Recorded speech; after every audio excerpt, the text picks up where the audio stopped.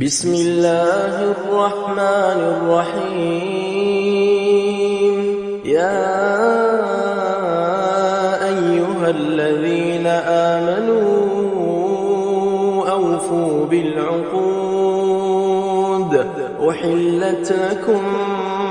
بهيمة الأنعام إلا ما يتلى عليكم غير محل الصيد وأنتم حرم. إن الله يحكم ما يريد. يا أيها الذين آمنوا لا تحلوا شعائر الله ولا الشهر الحرام ولا الهدي ولا القلائد ولا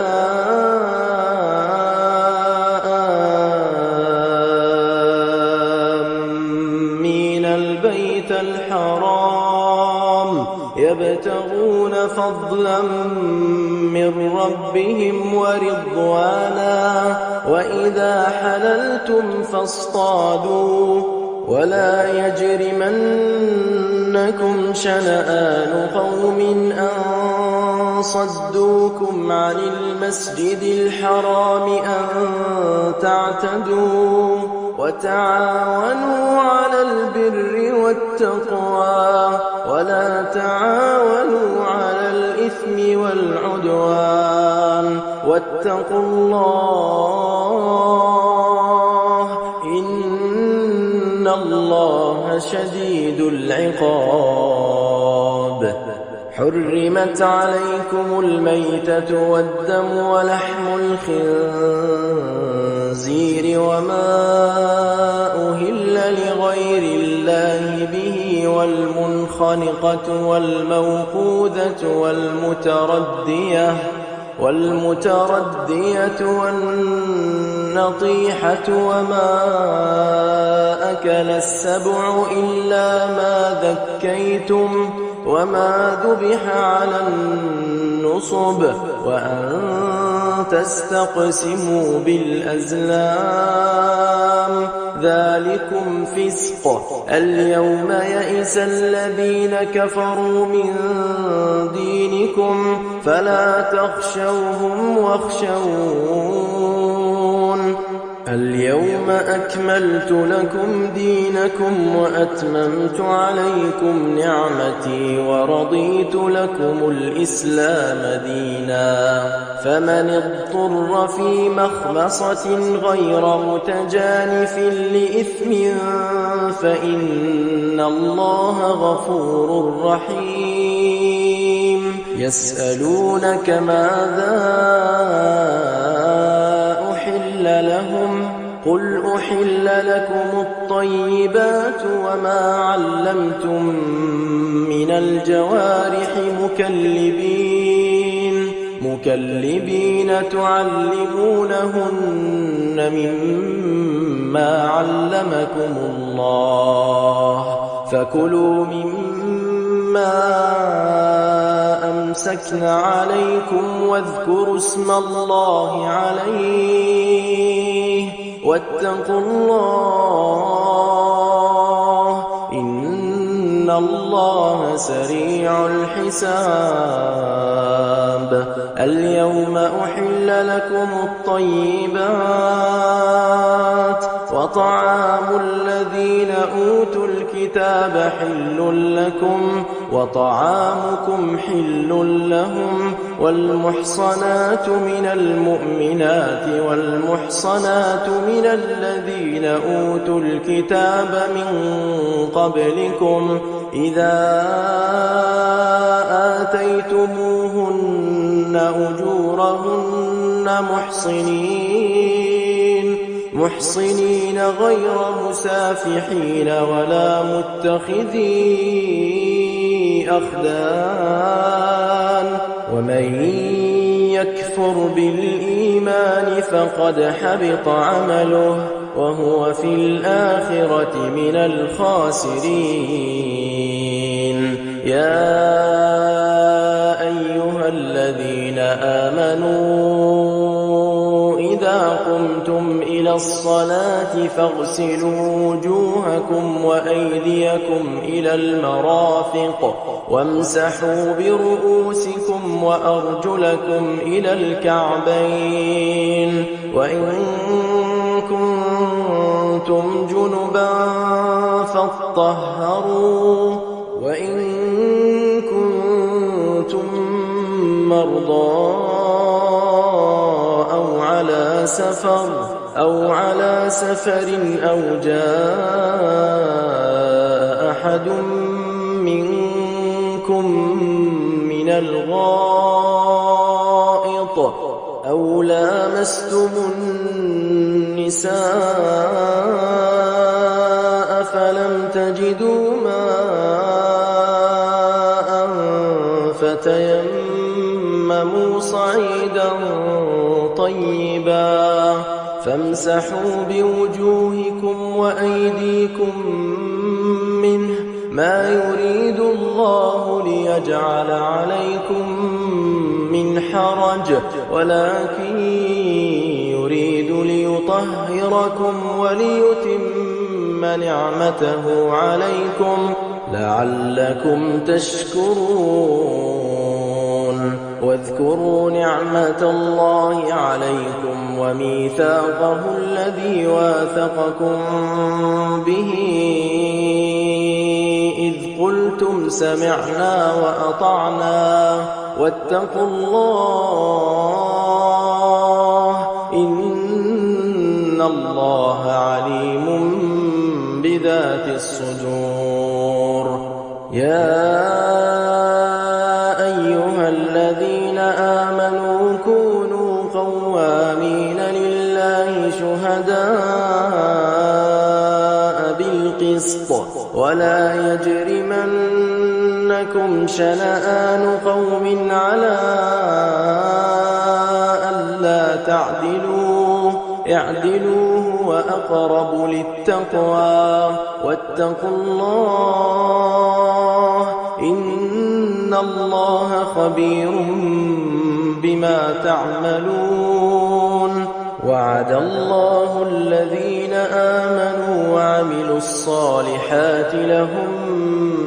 مغفرة وأجر عظيم والذين كفروا وكذبوا بآياتنا أولئك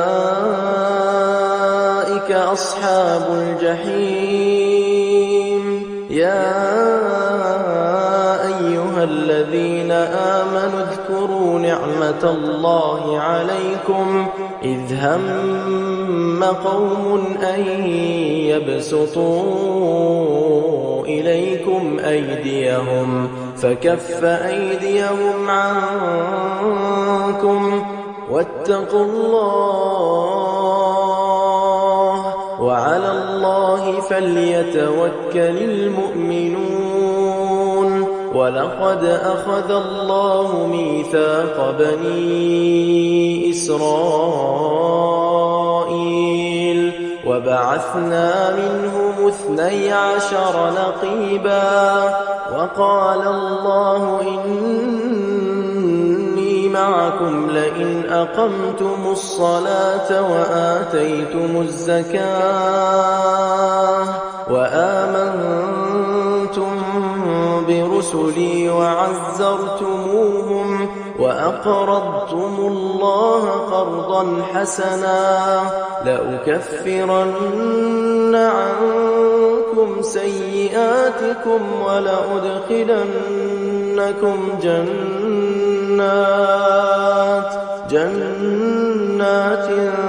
تجري من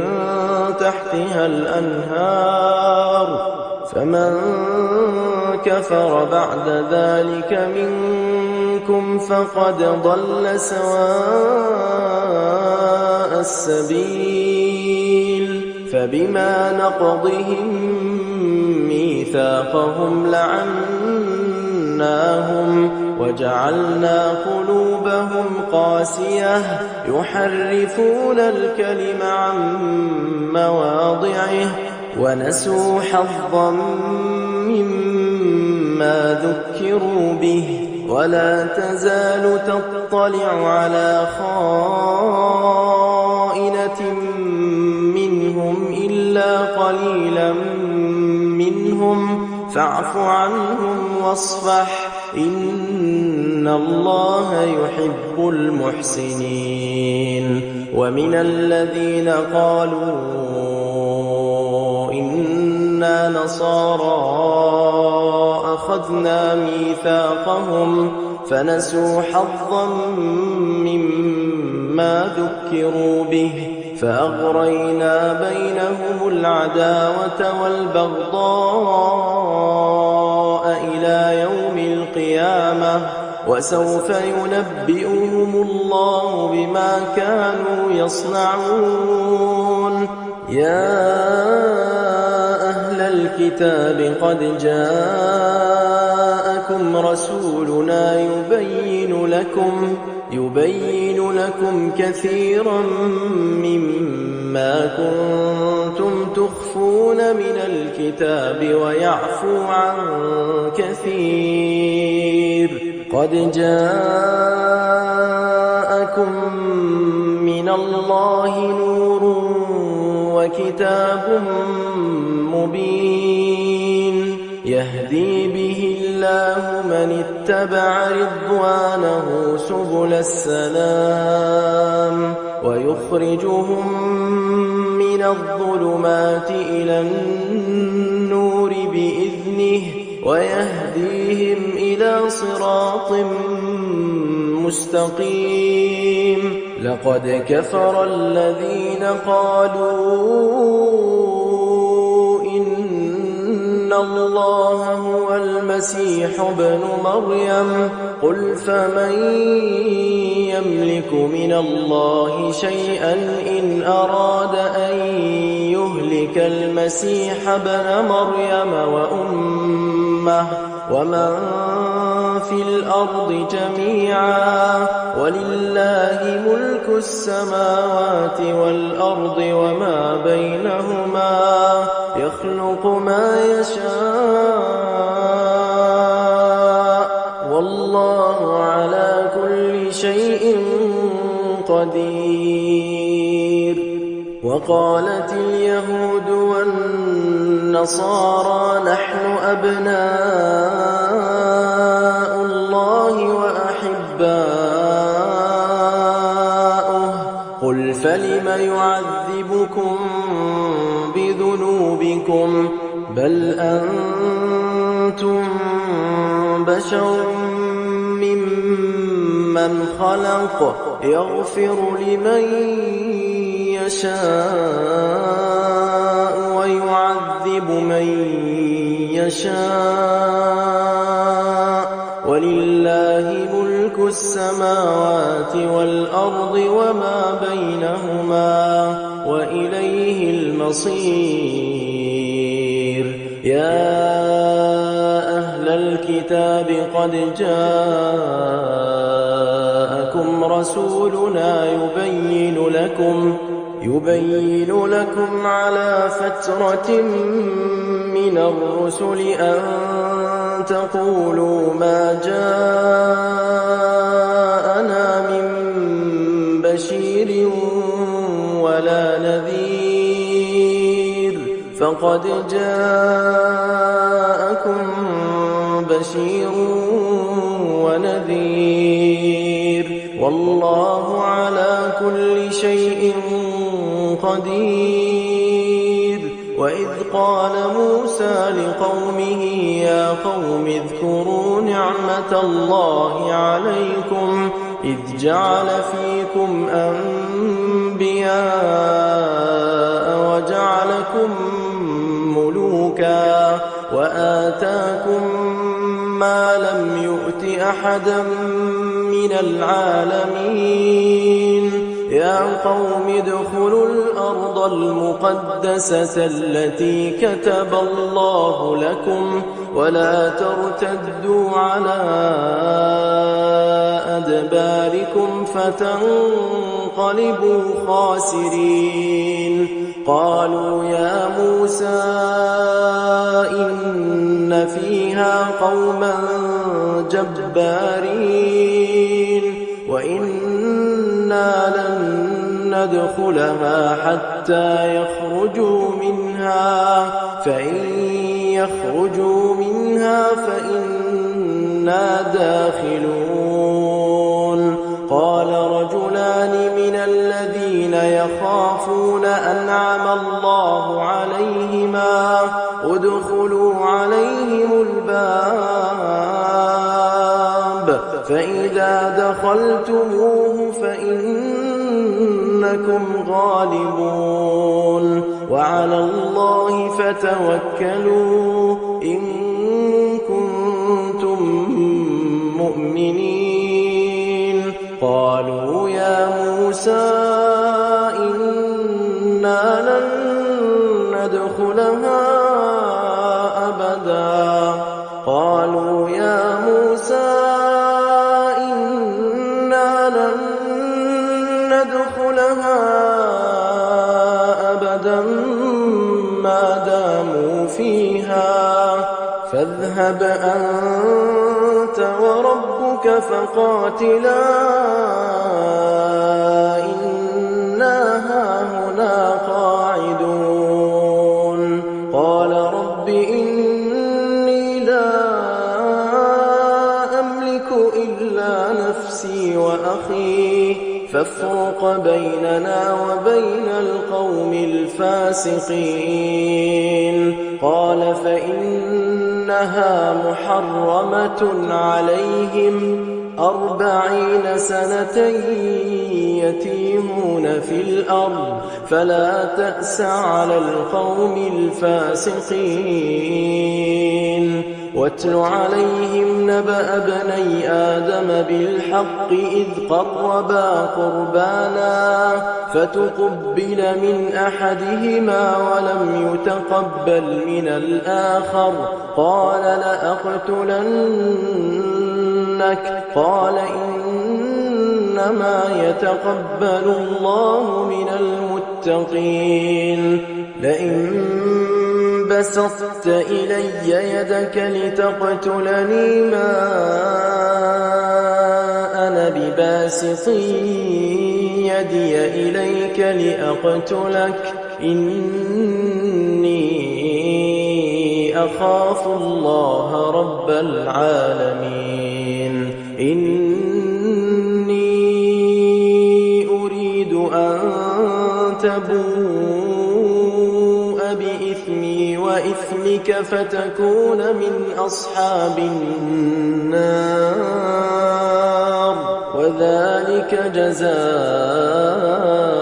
الظالمين فطوعت له نفسه قتل أخيه فقتله فأصبح من الخاسرين فبعث الله غرابا يبحث في الأرض ليريه كيف يواري سوءة أخيه قال يا ويلتى أعجزت أن أكون مثل هذا الغراب فأواري سوءة أخي فأصبح من النادمين من أجل ذلك كتبنا على بني إسرائيل أنه من قتل نفسا بغير نفس أو فساد في الأرض فكأنما قتل الناس جميعا ومن أحياها فكأنما أحيا الناس جميعا ولقد جاءتهم رسلنا بالبينات ثم إن كثيرا منهم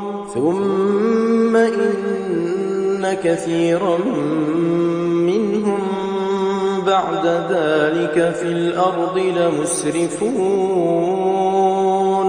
إنما جزاء الذين يحاربون الله ورسوله ويسعون في الأرض فسادا أن يقتلوا أو يصلبوا أو تقطع أيديهم وأرجلهم من خلاف أو ينفوا من الأرض ذلك لهم خزي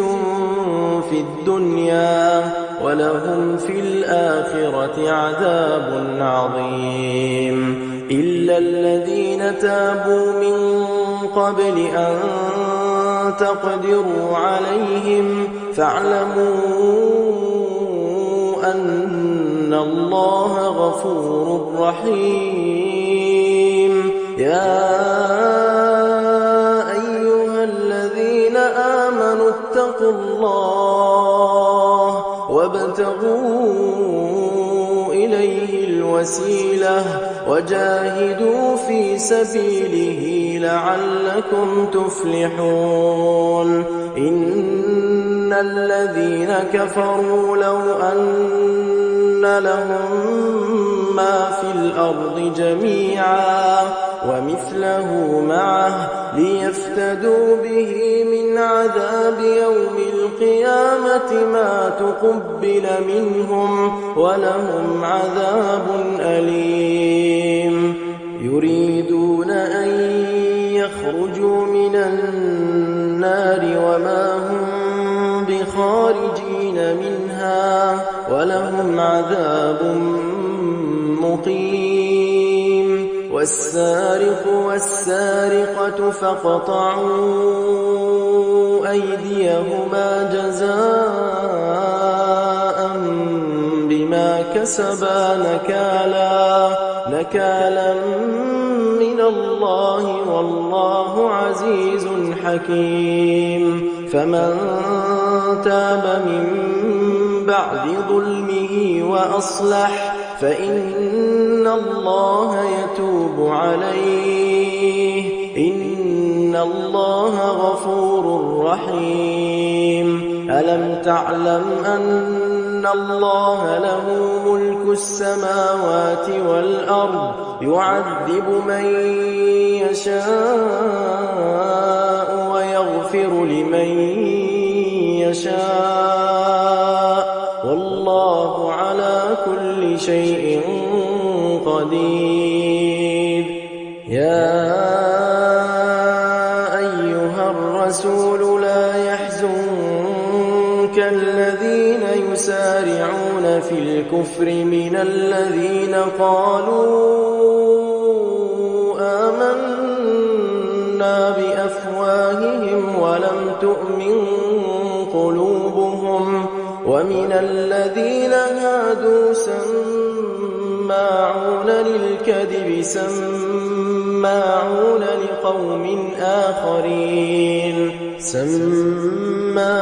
لقوم آخرين لم يأتوك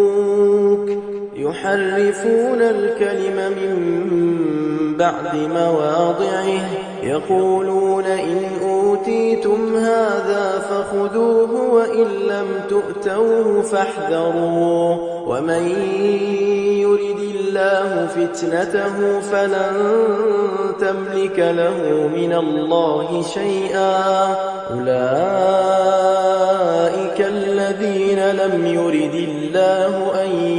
يطهر قلوبهم لهم في الدنيا خزي ولهم في الآخرة عذاب عظيم سماعون للكذب أكالون للسحت فإن جاءوك فاحكم بينهم أو أعرض عنهم وإن تعرض عنهم فلن يضروك شيئا وإن حكمت فاحكم بينهم بالقسط إن الله يحب المقسطين وكيف يحكمونك وعندهم التوراة فيها حكم الله ثم يتولون من بعد ذلك وما أولئك بالمؤمنين إنا أنزلنا التوراة فيها هدى ونور يحكم بها النبيون الذين أسلموا للذين هادوا والربانيون والأحبار بما استحفظوا من كتاب الله وكانوا عليه شهداء فلا تخشوا الناس واخشوني ولا تشتروا بآياتي ثمنا قليلا ومن لم يحكم بما أنزل الله فأولئك هم الكافرون وكتبنا عليهم فيها أن النفس بالنفس والعين بالعين والأنف بالأنف والأذن بالأذن والسن بالسن والجروح قصاص فمن تصدق به فهو كفارة له ومن لم يحكم بما أنزل الله فأولئك هم الظالمون وقفينا على آثارهم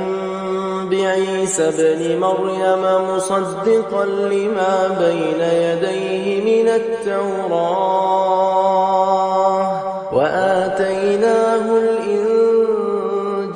فيه هدى ونور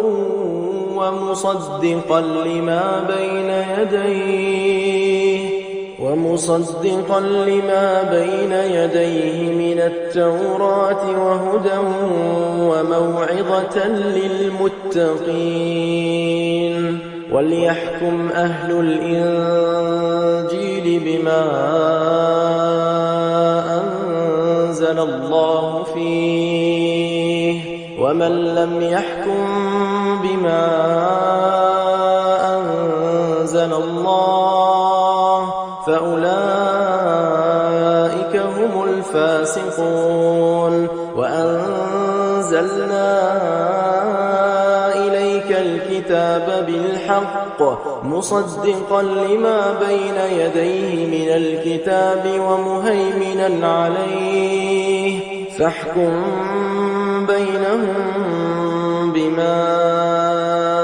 أنزل الله ولا تتبع أهواءهم عما جاءك من الحق لكل جعلنا منكم شرعة ومنهاجا ولو شاء الله لجعلكم أمة واحدة ولكن ليبلوكم فيما آتاكم فاستبقوا الخيرات إلى الله مرجعكم جميعا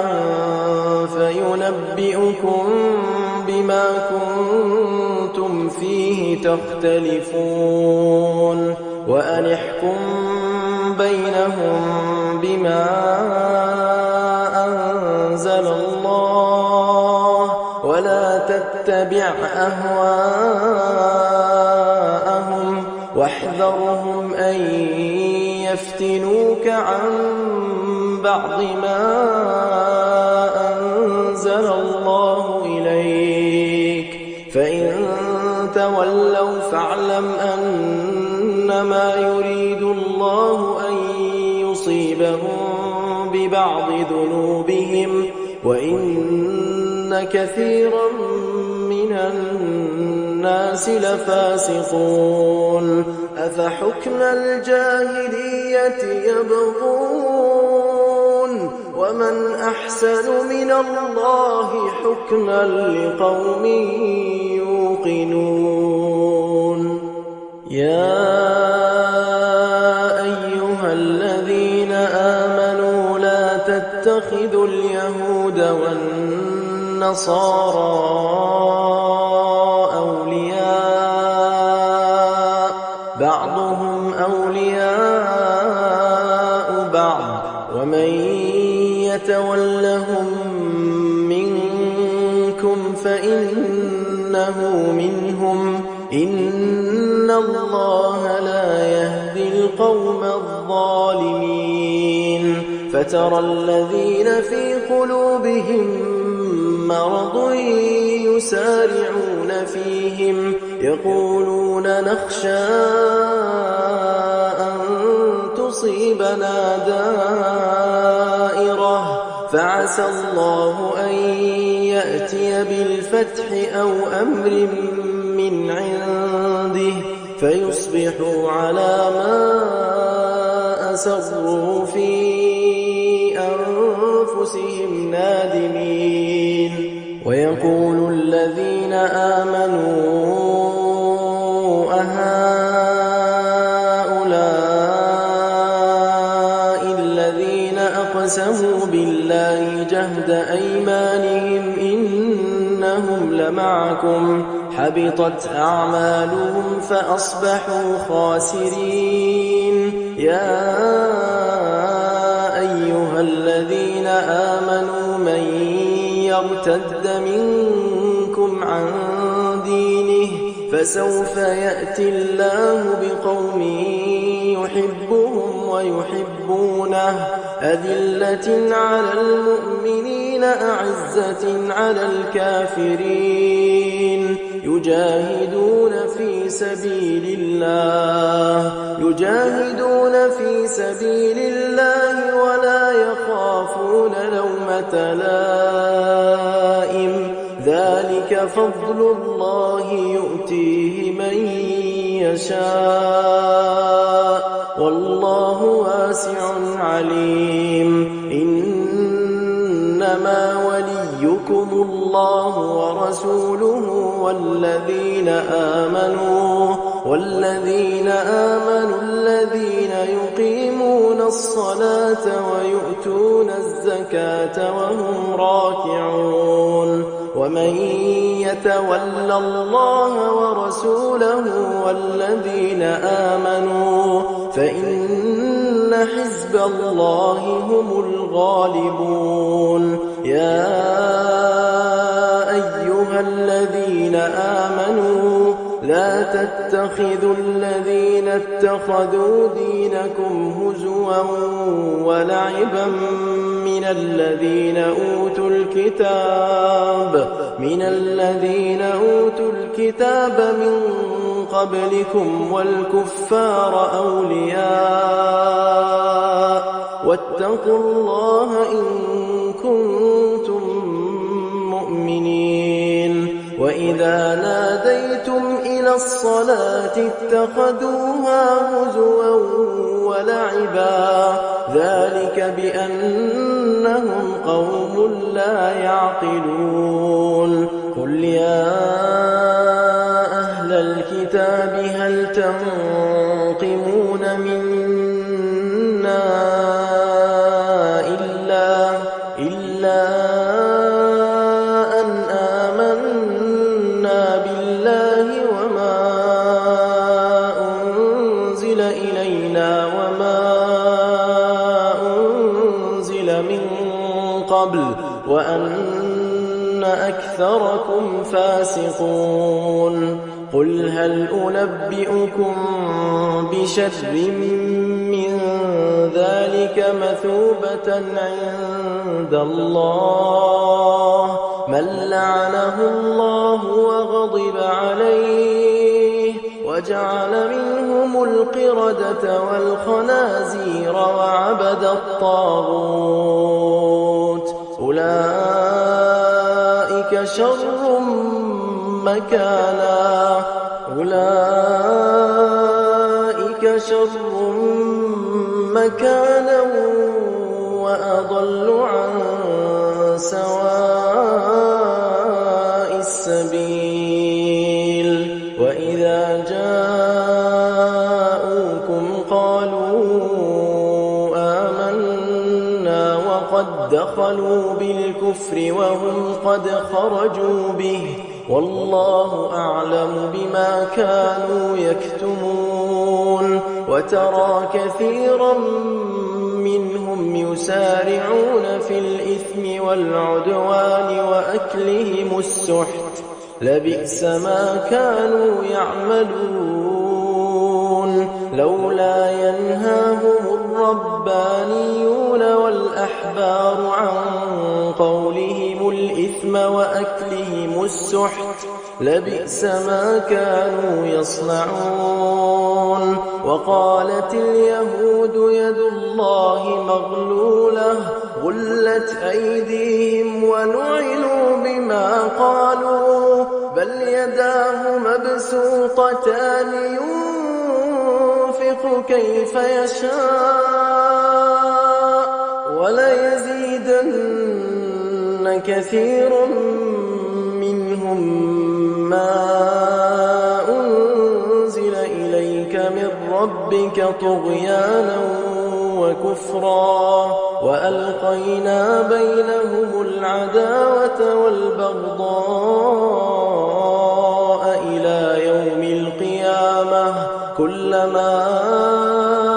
أوقدوا نارا للحرب أطفأها الله ويسعون في الأرض فسادا والله لا يحب المفسدين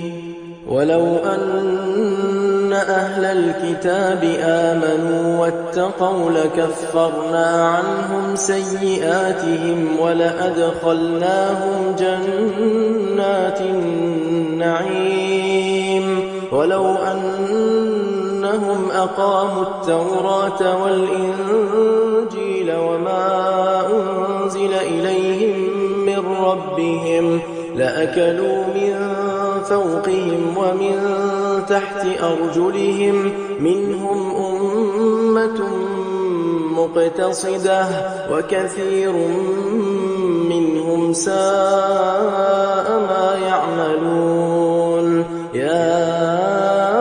أيها الرسول بلغ ما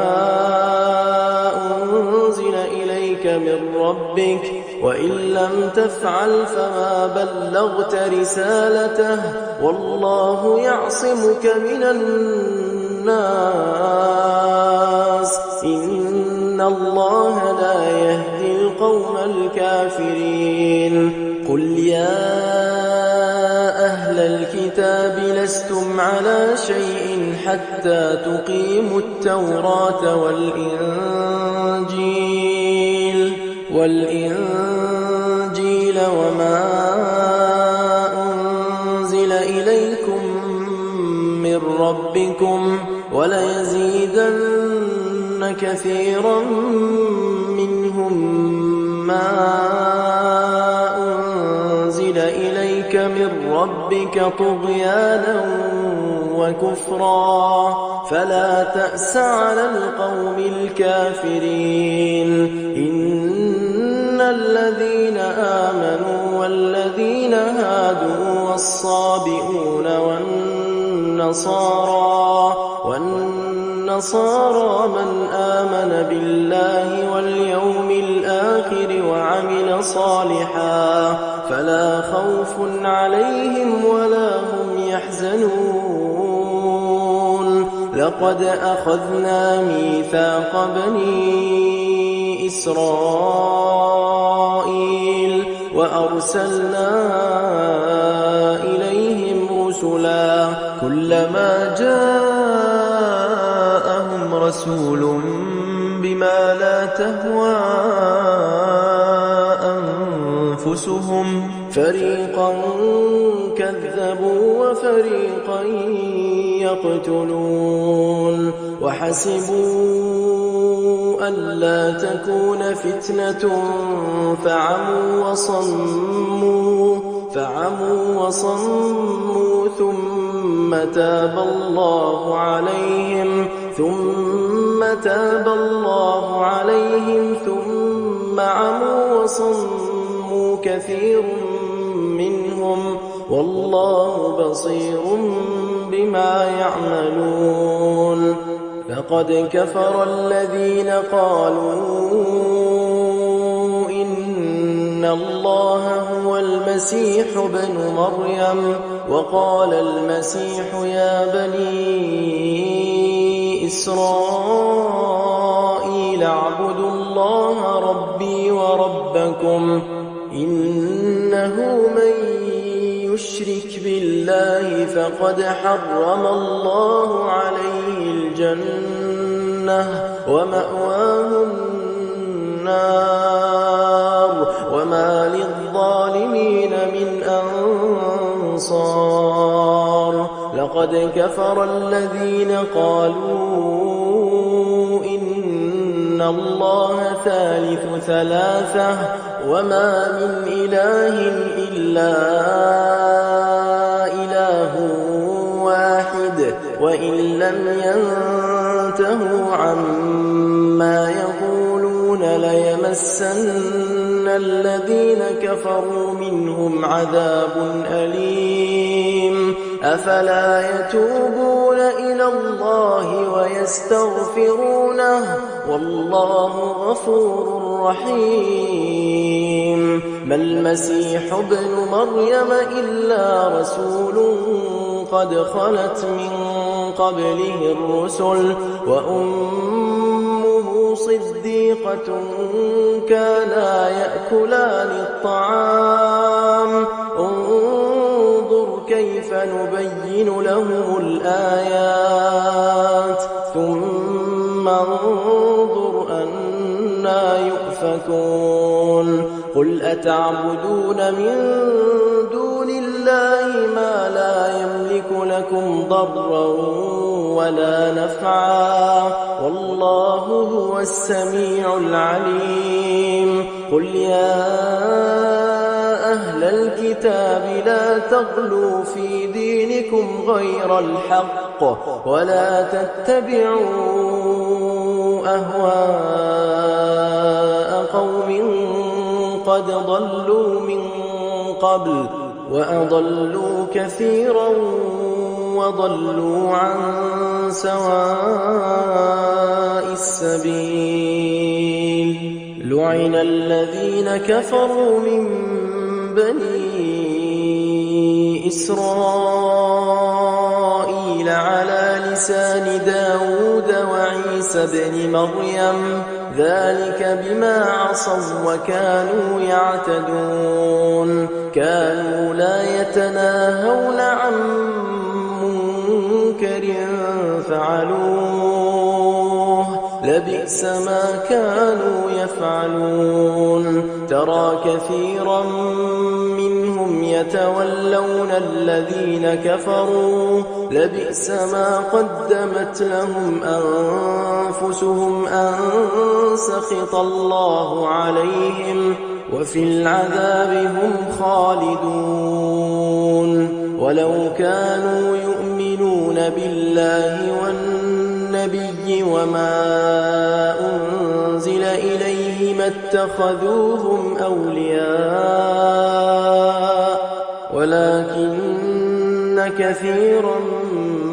منهم فاسقون. لتجدن أشد الناس عداوة للذين آمنوا اليهود والذين أشركوا ولتجدن أقربهم مودة للذين آمنوا الذين قالوا إنا نصارى ذلك بأن منهم قسيسين ورهبانا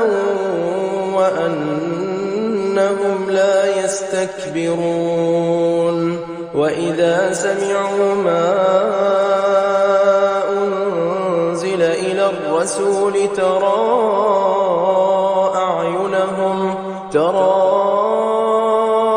أعينهم تفيض من الدمع مما عرفوا من الحق يقولون ربنا آمنا فاكتبنا مع الشاهدين وما لنا لا نؤمن بالله وما جاءنا من الحق ونطمع أن يدخلنا ربنا مع القوم الصالحين فأثابهم الله بما قالوا جنات تجري من تحتها الأنهار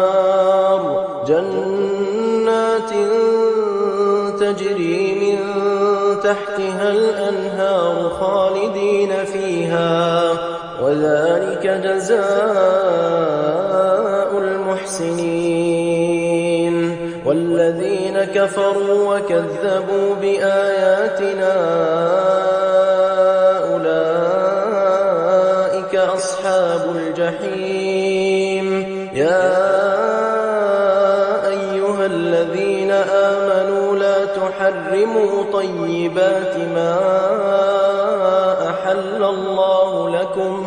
ولا تعتدوا إن الله لا يحب المعتدين وكلوا مما رزقكم الله حلالا طيبا واتقوا الله الذي أنتم به مؤمنون لا يؤاخذكم الله باللغو في أيمانكم ولكن يؤاخذكم بما عقدتم الأيمان فكفارته إطعام 10 مساكين من أوسط ما تطعمون أهليكم أو كسوتهم أو تحرير رقبة فمن لم يجد فصيام 3 أيام ذلك كفارة أيمانكم إذا حلفتم واحفظوا أيمانكم كذلك يبين الله لكم آياته لعلكم تشكرون يا أيها الذين آمنوا إنما الخمر والميسر والأنصاب والأزلام رجس من عمل الشيطان فاجتنبوه لعلكم تفلحون إنما يريد الشيطان أن يوقع بينكم العداوة والبغضاء في الخمر والميسر ويصدكم عن ذكر الله وعن الصلاة فهل أنتم منتهون وأطيعوا الله وأطيعوا الرسول واحذروا فإن توليتم فاعلموا أنما على رسولنا البلاغ المبين ليس على الذين آمنوا وعملوا الصالحات جناح فيما طعموا إذا ما اتقوا وآمنوا وعملوا الصالحات ثم اتقوا وآمنوا ثم اتقوا وأحسنوا والله يحب المحسنين يا أيها الذين آمنوا ليبلونكم الله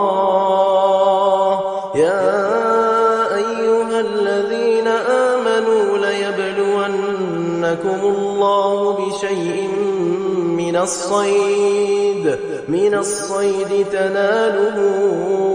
أيديكم ورماحكم ليعلم الله من يخافه بالغيب فمن اعتدى بعد ذلك فله عذاب أليم يا أيها الذين آمنوا لا تقتلوا الصيد وأنتم حرم ومن قتله منكم متعمدا فجزاء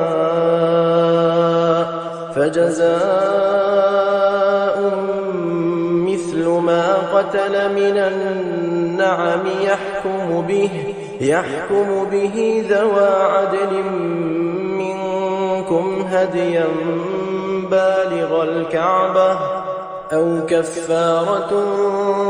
طعام مساكين أو عدل ذلك صياما ليذوق وبال أمره عفى الله عما سلف ومن عاد فينتقم الله منه والله عزيز ذو انتقام أحل لكم صيد البحر وطعامه متاعا لكم وللسيارة وحرم عليكم صيد البر ما دمتم حرما واتقوا الله الذي إليه تحشرون جعل الله الكعبة البيت الحرام قياما للناس والشهر الحرام والهدي والقلائد ذلك لتعلموا أن الله يعلم ما في السماوات وما في الأرض وأن الله بكل شيء عليم اعلموا أن الله شديد العقاب وأن الله غفور رحيم ما على الرسول إلا البلاغ والله يعلم ما تبدون وما تكتمون قل لا يستوي الخبيث والطيب ولو أعجبك كثرة الخبيث فاتقوا الله يا أولي الألباب لعلكم تفلحون يا أيها الذين آمنوا لا تسألوا عن أشياء إن تبد لكم تسؤكم وإن تسألوا عنها حين ينزل القرآن تبد لكم عفى الله عنها والله غفور حليم قد سألها قوم من قبلكم ثم أصبحوا بها كافرين ما جعل الله من بحيرة ولا سائبة ولا وصيلة ولا حام ولكن الذين كفروا يفترون على الله الكذب وأكثرهم لا يعقلون وإذا قيل لهم تعالوا إلى ما أنزل الله وإلى الرسول قالوا حسبنا ما وجدنا عليه آباءنا أولو كان آباؤهم لا يعلمون شيئا ولا يهتدون يا أيها الذين آمنوا عليكم أنفسكم لا يضركم من ضل إذا اهتديتم إلى الله مرجعكم جميعا فينبئكم بما كنتم تعملون يا أيها الذين آمنوا شهادة بينكم إذا حضر أحدكم الموت حين الوصية اثنان ذوى عدل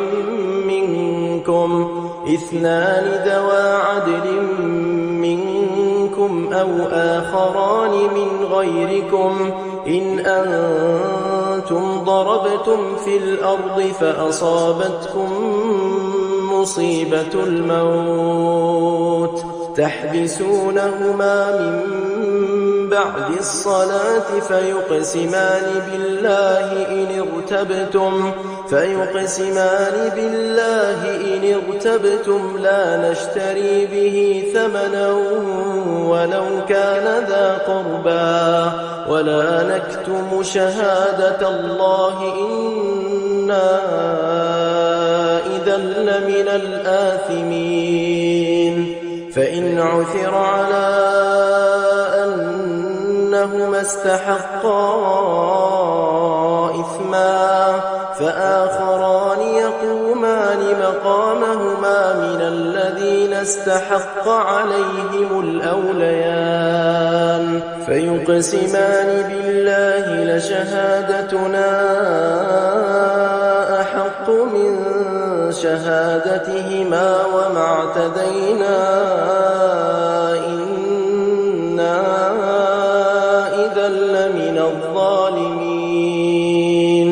ذلك أدنى أن يأتوا بالشهادة على وجهها أو يخافوا أن ترد أيمان بعد أيمانهم واتقوا الله واسمعوا والله لا يهدي القوم الفاسقين يوم يجمع الله الرسل فيقول ماذا أجبتم قالوا لا علم لنا إنك أنت علام الغيوب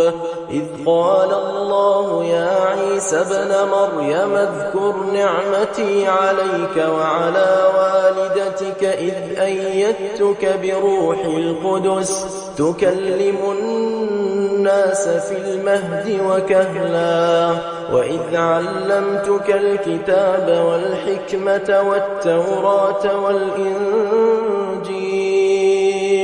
وإذ تخلق من الطين كهيئة الطير بإذني فتنفخ فيها فتكون طيرا بإذني وتبرئ الأكمه والأبرص بإذني وإذ تخرج الموتى بإذني وإذ كففت بني إسرائيل عنك إذ جئتهم بالبينات فقال الذين كفروا منهم إن هذا إلا سحر مبين وإذ أوحيت إلى الحواريين أن آمنوا بي وبرسولي قالوا آمنا واشهد بأننا مسلمون إذ قال الحواريون يا عيسى ابن مريم هل يستطيع ربك أن ينزل علينا مائدة من السماء قال اتقوا الله إن كنتم مؤمنين قالوا نريد أن نأكل منها وتطمئن قلوبنا ونعلم أن قد صدقتنا ونكون عليها من الشاهدين قال عيسى ابن مريم اللهم ربنا أنزل علينا مائدة من السماء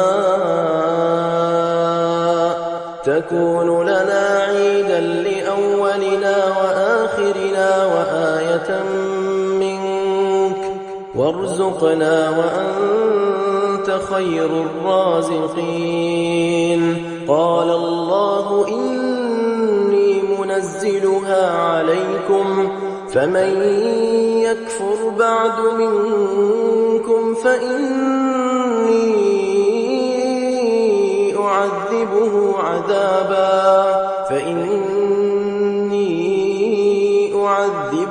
عذابا لا أعذبه أحدا من العالمين. وإذ قال الله يا عيسى ابن مريم أأنت قلت للناس اتخذوني وأمي إلهين من دون الله قال سبحانك ما يكون لي أن أقول ما ليس لي بحق إن كنت قلته فقد علمته تعلم ما في نفسي ولا أعلم ما في نفسك إنك أنت علام الغيوب. ما قلت لهم إلا ما أمرتني به أن اعبدوا الله ربي وربكم وكنت عليهم شهيدا ما دمت فيهم فلما توفيتني كنت أنت الرقيب عليهم وأنت على كل شيء شهيد. إن تعذبهم فإنهم عبادك وإن تغفر لهم فإنك أنت العزيز الحكيم. قال الله هذا يوم ينفع الصادقين صدقهم لهم جنات تجري من تحتها الأنهار خالدين فيها أبدا رضي الله عنهم ورضوا عنه ذلك الفوز العظيم. لله ملك السماوات والأرض وما فيهن وهو على كل شيء قدير.